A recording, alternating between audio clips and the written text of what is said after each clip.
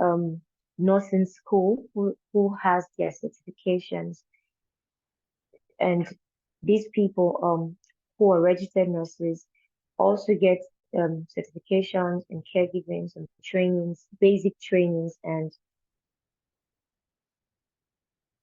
there are people who provide caregiving in Nigeria currently.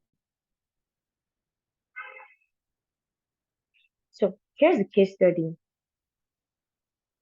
and also my story as a nurse and as a caregiver. All right. So growing up, I had always wanted to care for people.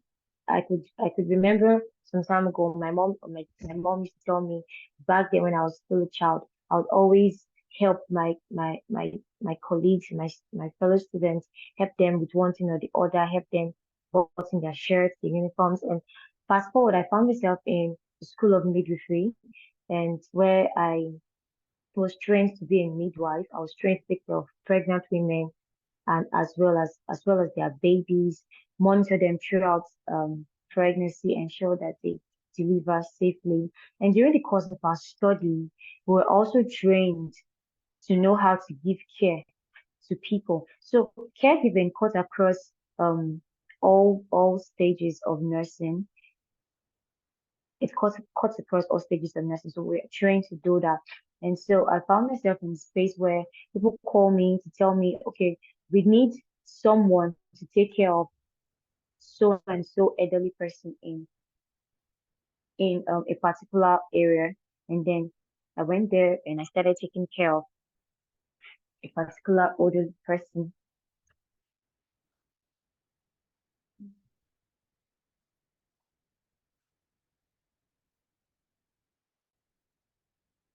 So can anyone hear me? Yes, Yes, we we can can Hello? hear hear you. you. Okay, thank you.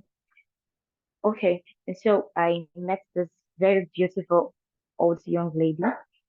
I don't old young lady, old lady.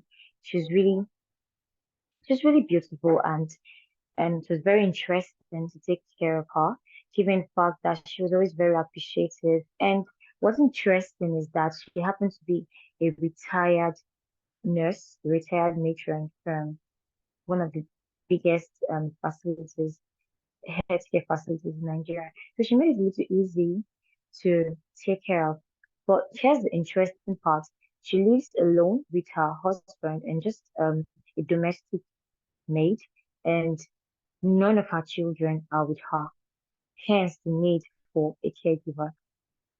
So getting to meet Mama, Mama was very appreciative. Mama was very prayerful.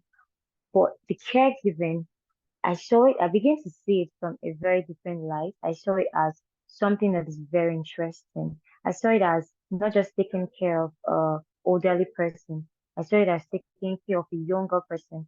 Mama does not remember a lot of things. Mama would always ask you what drug you are giving to her. Even when you explained it to her yesterday, she'll ask you again today. Mama will always ask you, what's the time right now? Mama is always happy whenever she sees you. And I found out that caregiving isn't really what we used to see it as. Because I initially was a little bit afraid of caregiving. I saw it as I used to see it as a very um very tasky nurse, a very tasky what's called now? What's the word? Branch of nursing. I did not used to like it, but I had to come into this space since there was a growing demand. I declined close to two or three requests um from people, but this particular one, I just felt, okay, let me try, let me see. After getting some certifications, I said, let me just try, let me see how this particular caregiving would turn out, and then it has been very interesting, I must say. And then I got to understand a whole lot about it. I saw it now in the light of bringing a patient from the house and bringing the hospital to the house. You might not have the sophisticated equipment in the hospital, but the same kind of care you render to a patient in the hospital is the same kind of care you render to your patients in the house. So caregiving has been very, very interesting. It's been very motivating. And then I begin to think that in a couple of years, I'm also going to be this old, or my dad is going to be this old, and my mom's going to be this old. And then there is this urge to do something more for the caregiving space in Nigeria. There's this urge to want to do more so that a situation or a time will come where we can be very comfortable in caregiving homes or in home care um services. So share some innovations and solutions. Now Sayona Medicare, I want to talk a little about Sayona Medicare. Some time ago, I never used to be worried about my dad because he was always being taken care of by my mom until I think the year 2020. I can remember very well. My mom passed, and then I had to be the one who has to always be around my dad.